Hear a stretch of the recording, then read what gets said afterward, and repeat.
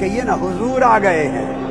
کیا کہیں نا سر سے گئے, ادھر آئیں, حضور ادھر ہی گئے, حضور آ گئے ہیں.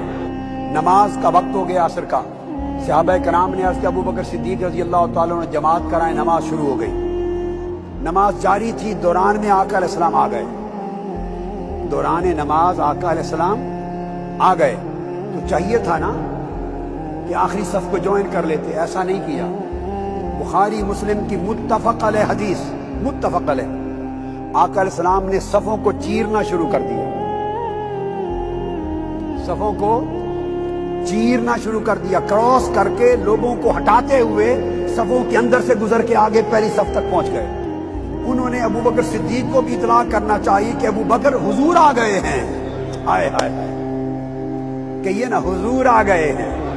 کیا کہیں نا سر سے گئے, ادھر آئیں, حضور ادھر ہی گئے, حضور آ گئے ہیں.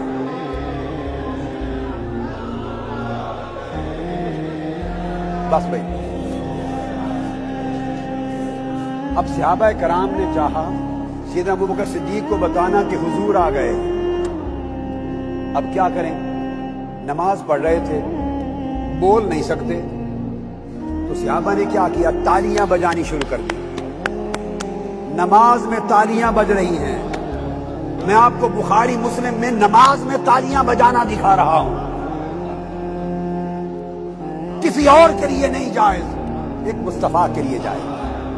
نماز میں تالیاں بجا رہے ہیں ایسے ایسے ایسے ایسے. جب انہوں نے تالیاں بجائیں تو سیدنا صدیق اکبر ایسے غرق تھے, نماز میں مست تھے کہ تالیوں کو سنا ہی نہیں. انہوں نے وہ نماز میں مست پڑھاتے رہے.